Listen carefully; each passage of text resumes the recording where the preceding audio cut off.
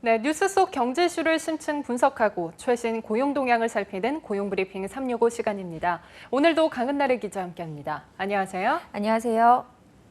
지금 서울시는 무무 간의 첨예한 대립 상태에 놓여 있다고 합니다. 어찌된 일인지 오늘 이슈픽에서 살펴봅니다. 네, 무무 갈등이라 저는 처음 들어본 얘기인데요. 구체적으로 어떤 이야기인가요? 네, 무무 갈등이란 공무직과 공무원 간의 갈등을 이야기합니다. 이 갈등의 이유를 알기 위해서는 먼저 공무직의 개념을 이해해야 하는데요. 아마 많은 분들이 공무직과 공무원이 같은 직군이 아닌가 이렇게 생각하실 수 있는데 하지만 공무직과 공무원은 시작은 물론 하는 일부터 다릅니다. 공무직은 공공기관에서 일하는 무기계약직을 이야기합니다. 주로 청소, 시설관리 등을 담당하면서 근로기준법의 적용을 받게 됩니다. 반면 공무원은요, 아시는 대로 국가가 실시하는 공무원 시험에 합격한 후에 국가 또는 지방공무원법을 적용받아서 일하는 사람들을 말합니다. 네, 서울시의 경우 공공부문 비정규직을 모두 없애겠다는 목표하에 2012년 외주업체를 통해 일하던 근로자들을 공무직으로 전환을 한 바 있잖아요. 당시 사회적으로 큰 호응을 받았었죠. 네, 잘 기억하고 계시는데요. 2012년 이후 현재 서울시에는 1,800여 명의 공무직 직원들이 근무하고 있습니다. 말씀하신 대로 당시 불안정한 위치에 놓여 있던 근로자를 무기계약직으로 전환하면서 사회적으로 반향도 컸습니다. 무기계약직이지만 정년이 보장되기 때문에 사실상 정규직이나 다름이 없을 정도로 고용 안정성이 보장이 되는 겁니다. 자, 그런데 문제는 처우입니다. 상황은 나아졌지만 공무직 직원들이 주로 몸을 쓰는 작업을 하다 보니까 일하는 곳에 화장실이나 샤워실이 없어서 열악한 환경에 노출돼 있는 경우가 많은데요. 또 함께 일하는 공무원들과 임금이나 복지 등에서 차별을 받고 있다는 게 공공운수노조의 주장입니다. 그래서 공무직 직원들은 스스로를 칭할 때 정규직도 계약직도 아닌 중규직이라는 자조 섞인 이야기를 하기도 한다고 합니다. 네, 중규직이라고 하니까 참 가슴 아픈 말인 것 같은데요. 위치는 나아졌지만 처우는 여전히 그대로 계약직에 머물러 있다는 거잖아요. 그렇습니다. 임금 체계 자체에 문제가 있다는 주장도 나오는데요. 서울시 공공자전거 따릉이 아시죠? 지난해 이 따릉이를 관리하는 일부 직원의 경우에 서울시 생활임금, 그러니까 서울시가 기본적인 생활을 영위할 수 있는 수준으로 책정한 임금, 지난해 기준으로 월 192만 원인데요. 이 생활임금도 받지 못하는 것으로 확인돼서 논란이 좀 일었습니다. 또 일부 직군의 경우에는 대체할 인력이 없어서 연차나 병가도 마음대로 내지 못하는 상황이라서 근무 환경 개선이 시급하다, 이렇게 노동계가 얘기하고 있습니다. 네, 무기계약직이 단순히 고용을 안정적으로 전환하는 것에만 목적을 두는 것이 아니라 정년까지 일하게 될 직장이니까 처우 개선도 시급한 상황이군요. 네, 그렇습니다.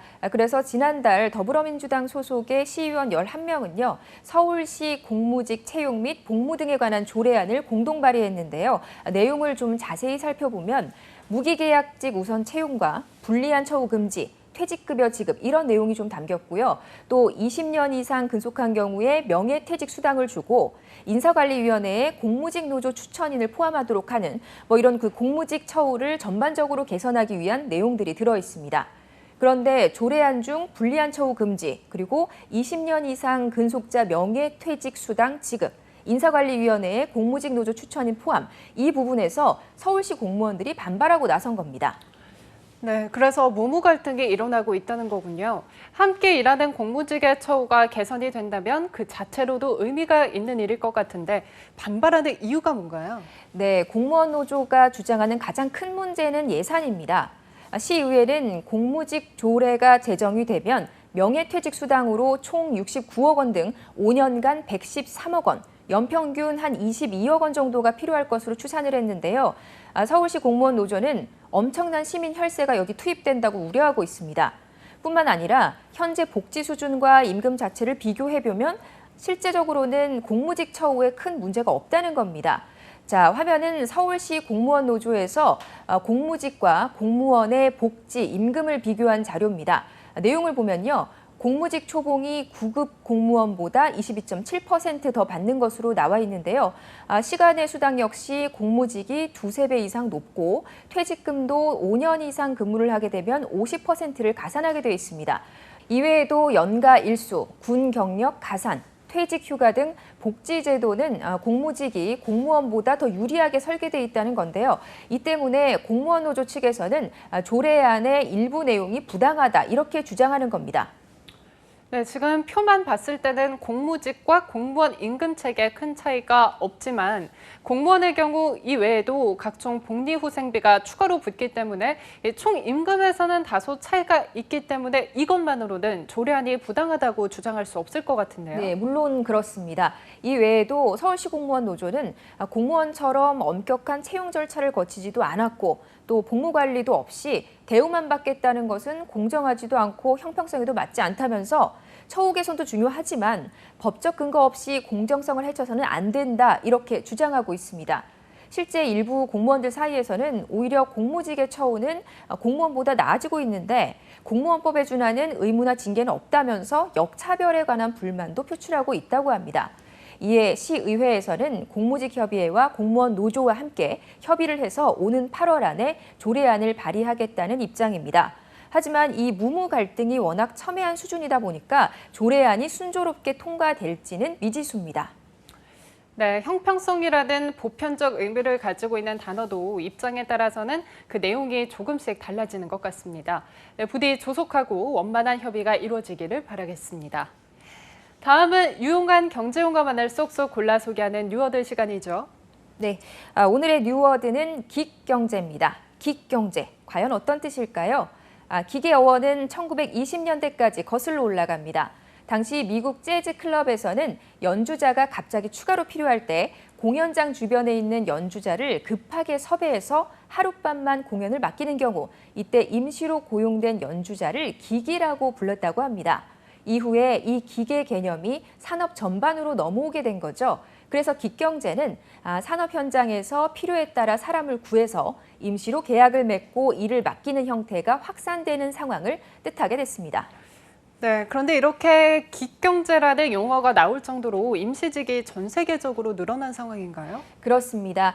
글로벌 컨설팅 기업인 맥킨지에 따르면 미국과 유럽 지역의 5개국의 경우에 전체 노동 인구의 25에서 30%가 플랫폼 노동을 통해서 수입을 얻는다고 하는데요. 2025년까지 긱 이코노미가 창출하는 부가가치가 전 세계 GDP의 2%인 2조 7천억 달러, 우리 돈으로 약 3,070조 원에 달할 것으로 예상하고 있습니다. 이러한 긱 이코노미가 활성화된 것은 스마트폰의 보급도 큰 영향을 미쳤는데요. 가장 대표적인 예가 자신의 차를 택시처럼 제공하고 수수료를 챙기는 우버 드라이버입니다. 우리나라도 최근 이러한 긱 근로자들이 급속도로 증가하고 있습니다. 스마트 어플을 통해서 대리기사나 배달 서비스를 제공하는 운전자 역시 긱 근로자라고 할 수 있죠. 이들은 직접적으로 고용되지 않고 프리랜서, 자영업자의 형태로 계약을 맺고 일하게 되는데요. 최근에는 스마트폰을 통해서 실시간으로 일을 전달받으면서 이러한 긱 근로자들이 기하급수적으로 늘어나고 있다고 합니다. 네, 그렇군요. 이 긱 경제는 상황에 맞게 탄력적으로 인력을 운용할 수 있다는 장점이 있을 것 같아요. 하지만 다른 측면에서 보면 결국 또 다른 외주화가 시작된다는 것이 아닐까 하는 생각에 걱정도 되는데요. 네, 그렇습니다. 말씀하신 대로 긱 경제가 확산되면 지금까지 일을 구하지 못했던 경력 단절 여성이나 은퇴자, 장기 구직자들이 노동시장에 진입할 수 있게 된다는 장점이 있는데요. 반면 산업재해나 4대 보험, 최저임금과 같은 정당한 노동자의 권리를 보장받지 못하고 고용의 질을 떨어뜨릴 수 있다는 우려도 분명히 존재합니다. 이로 인해서 앞으로 더욱 활성화될 긱 경제에 대한 대비책을 강구해야 한다는 지적이 나오고 있습니다. 시대가 변화하는 만큼 계약직 노동자에 대한 법적 권리와 근로 형태에 대해서 어떤 규정이 시급한 상황입니다. 네, 시대는 빠르게 변화하는데 고용 관련 정책은 여전히 시대를 따라잡지 못하는 듯합니다. 계약직 근로자가 무기계약직이 돼도 장기 무직자가 계약직이 돼도 그에 따른 부작용이 끊이지 않고 있는데요. 문제는 이들을 위한 보호장치가 여전히 부실하다는 겁니다. 하루빨리 변화하는 고용시장에 대한 대비책이 마련되기를 희망하겠습니다. 오늘도 강은나를 기자 함께했습니다. 고맙습니다. 지금까지 고용브리핑 365였습니다.